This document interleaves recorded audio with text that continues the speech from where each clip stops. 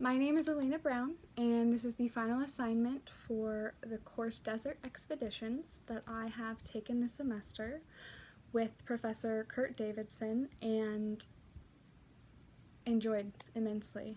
In honor of honesty and transparency, I enrolled myself into this course because I saw an outdoor excursion that most likely would not include much coursework, to be too honest. So upon entering this online and in-person course experience, I was a little bit frustrated at first because I saw that the modules, there was 10 modules altogether, and each had a checklist of different resources and our novel called Desert Solitaire, chapters to read, etc. And as I progressively moved through the first module, which was just called the introduction, the orientation, I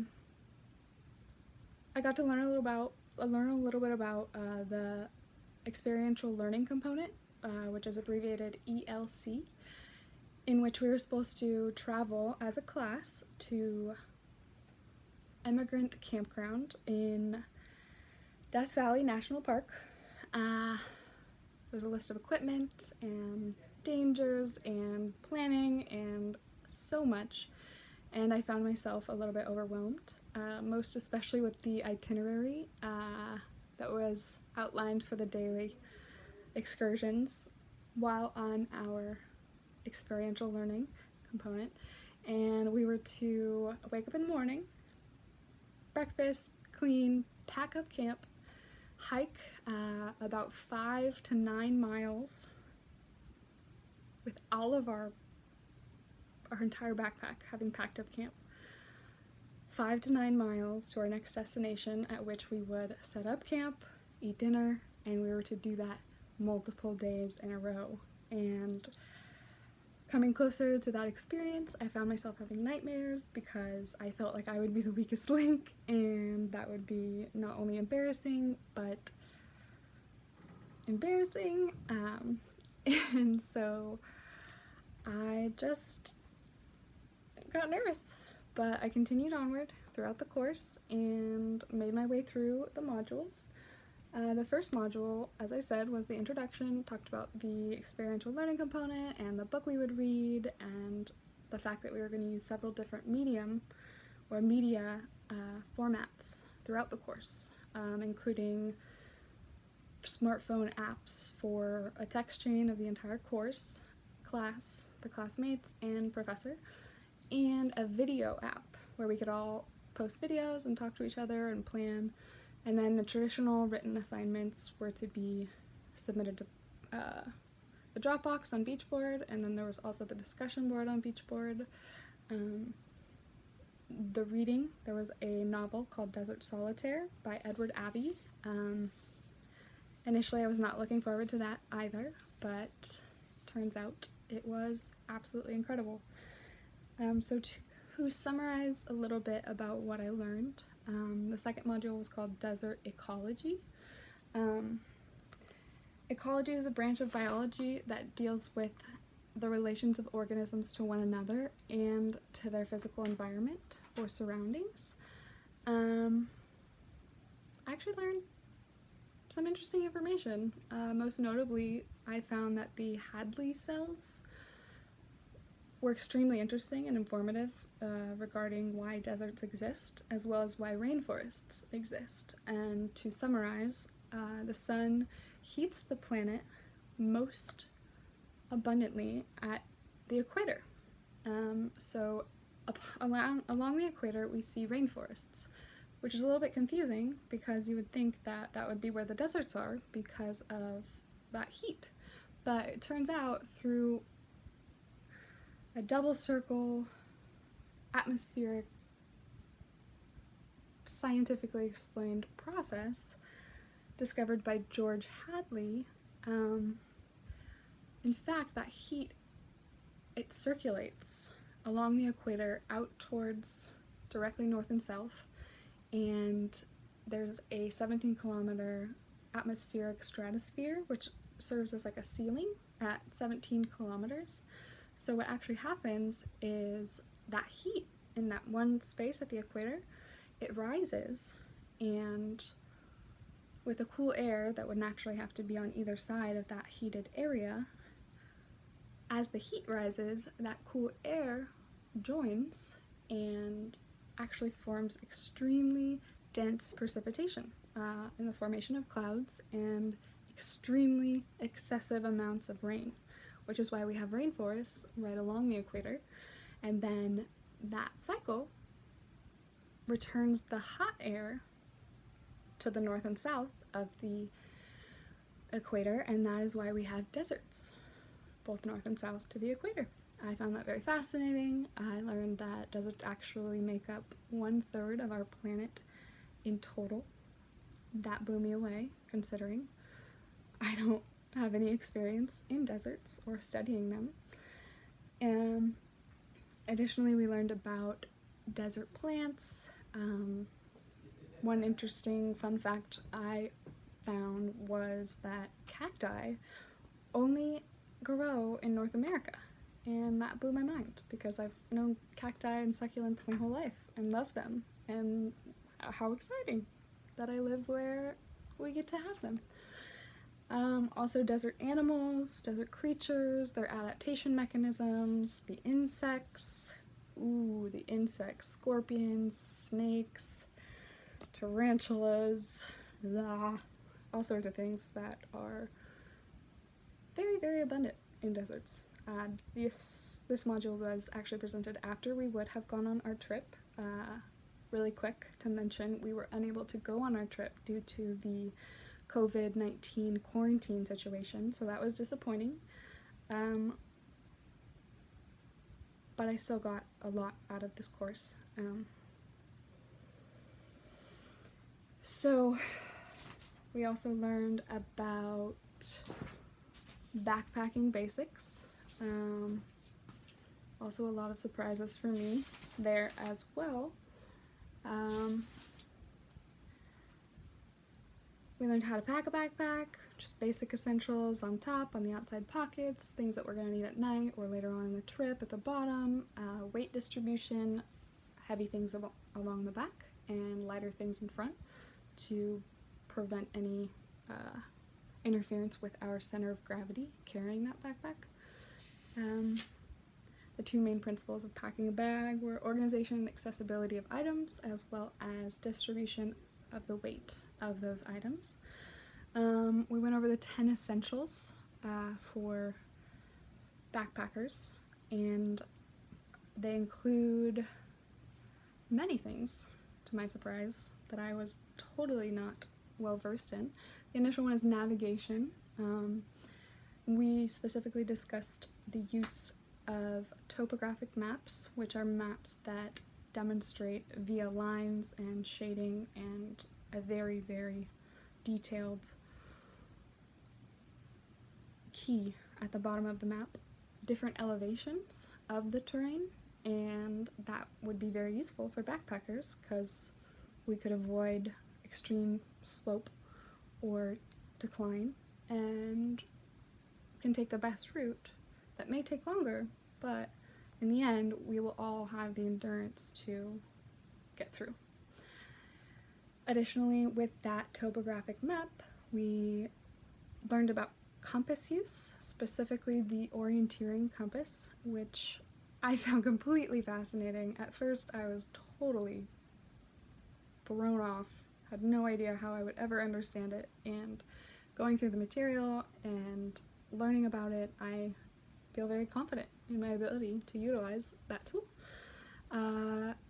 10 essentials for backpacking. Again, number 2 is sun protection, 3 is insulation or extra layers of clothing to keep warm in the evenings and in any kind of last minute unexpected situation where we would be cold. For example, rain or snow even. Number 4 is considering the darkness in the evening. We require, of course, as any man, woman, or child knows, to see in the dark, a headlamp or a flashlight, and batteries galore. The 5th first aid and basic knowledge and ability to use those tools. The need for fire, something to start a fire, as well as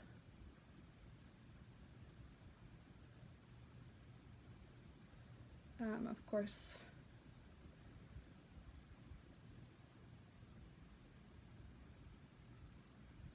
other components needed to allow that fire to burn and give us access to a campfire if it were safe and planned beforehand.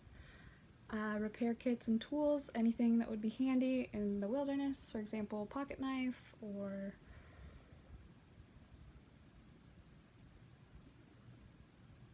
anything. In emergency situations, these miscellaneous tools can honestly become wildly important and vital. Additionally, nutrition, of course. We must plan ahead, have enough food for the day, and prepare for any unexpected turns. Hydration, backpacking, the distances, the terrifying distances, requires a water purifier in hopes that we run into sources of water, like streams or anything in a large vegetation area. We learn many tactics on how to actually collect water ourselves and bringing as much as we possibly can for our backpacking trip each day. And then, of course, emergency shelter in those emergency situations. Wind, rain, or snow. We could bring a tarp and cord to hold down that tarp, or an extra rain fly, etc. I'm going to move along a bit faster considering our time.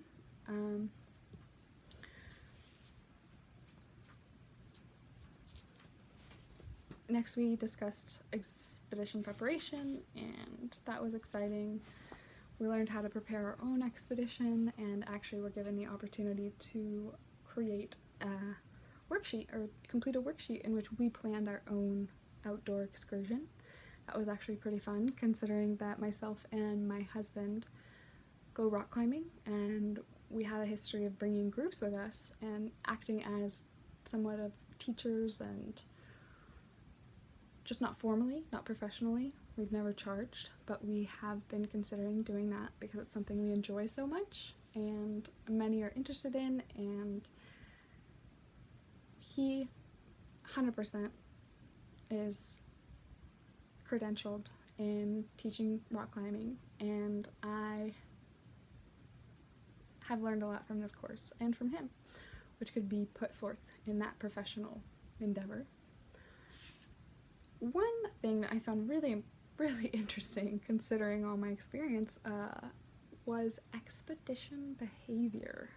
Something I never really had contemplated, to be honest with you, unfortunately.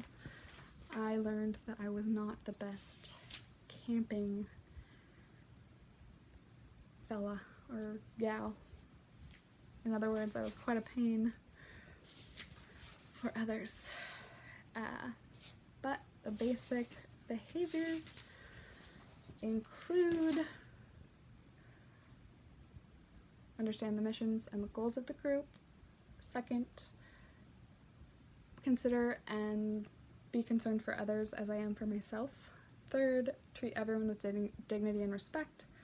Fourth, support leadership and growth in every single member of our excursion group. Respect cultures that we come into contact with. For example, in our group for this course, our trip may have included a variety of diverse cultural backgrounds, and each is to be honored and respected, which is common sense to us, lucky college students, but not to everyone. Sixth, be kind and open-hearted with everyone, no matter your feelings inside. Seventh, do my share and always stay organized. Never burden any other people to think that I'm not doing my part, or make them wait because I can't find something because I failed to stay organized.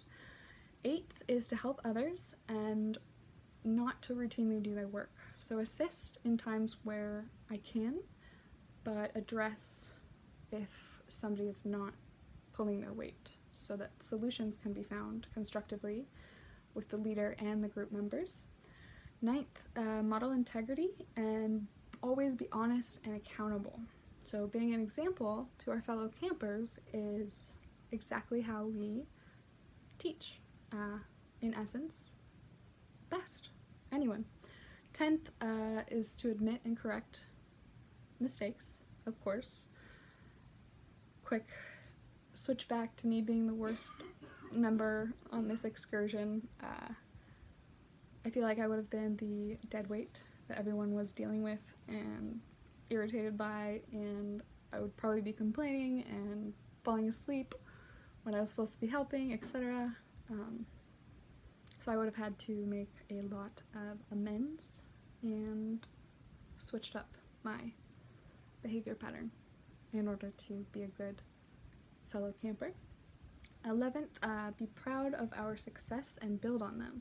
So always use any form of achievements to propel us forwards in our expedition and build on those, as opposed to looking at any kind of setbacks or shortcomings. Propel the positive with the positive. 12th is say yes to anything anyone asks and deliver. If I say I'm going to do something, I must do it. And if I cannot, I must clearly say no. I don't necessarily have to tell why if it is observable. For example, if I'm injured. 13th, find a healthy balance while on the trip. Work hard to support my team, play and enjoy and get to know my team and inspire them and motivate them. Additionally, reflect, maybe journal or meditate, and get enough rest. 14th is resolve conflict in a productive manner. This would be where a leader comes in and may act as a mediator to guide communication towards someone who might not be the best, and everyone's perceiving that person to be lacking, and we get to constructively discuss changes that can be made, etc. So we got to also make a scenario of expedition behavior. That was extremely rewarding and very fun.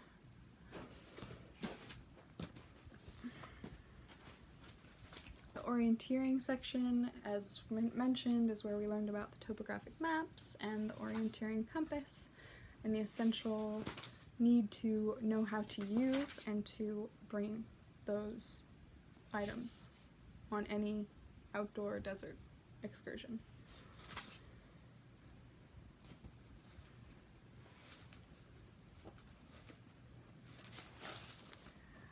Leave No Trace was embarrassingly new to me, and it was based on the principle of treating our environment as we would want anyone or everyone to treat our home or our bodies or us, meaning with respect and dignity, care and nurturance. The Leave No Trace principle as a whole is based on 7 sub-principles. First, plan ahead and prepare, of course.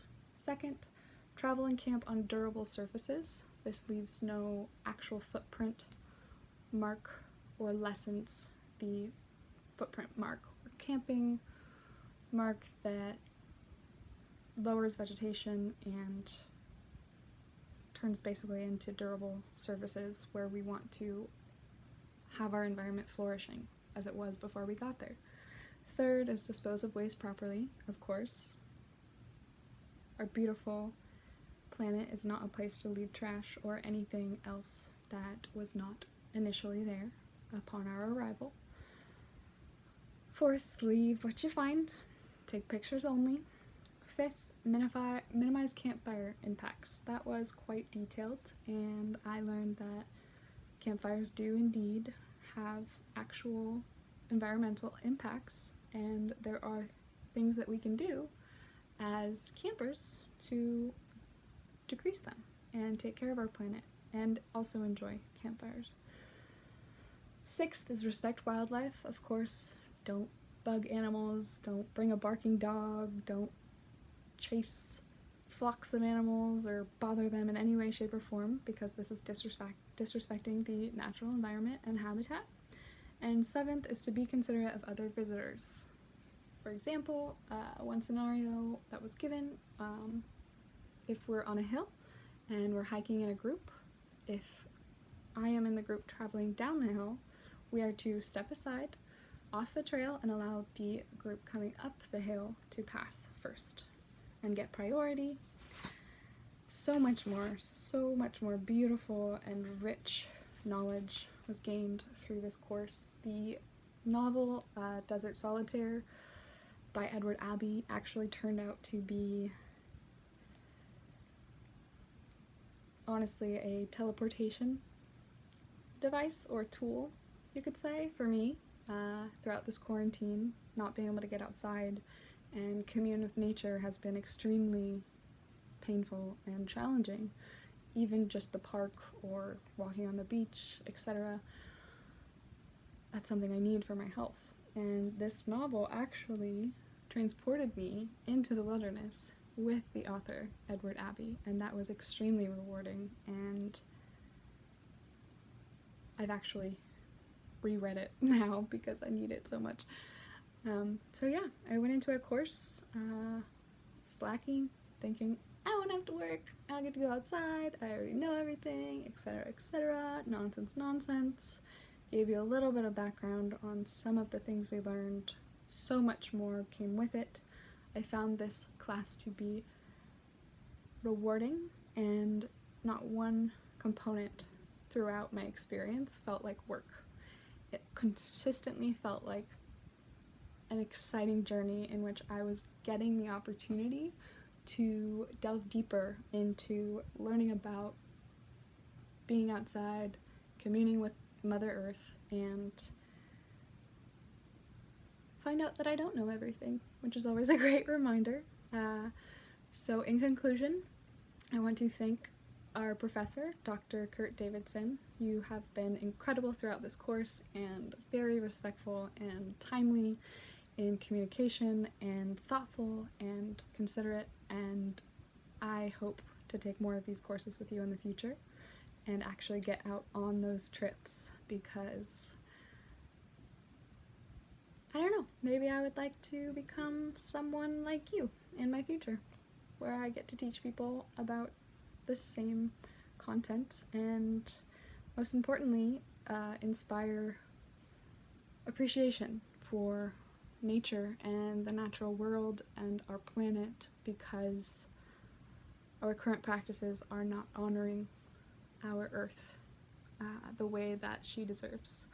Additionally, I would most definitely recommend this course to anyone who's interested in outdoor excursions.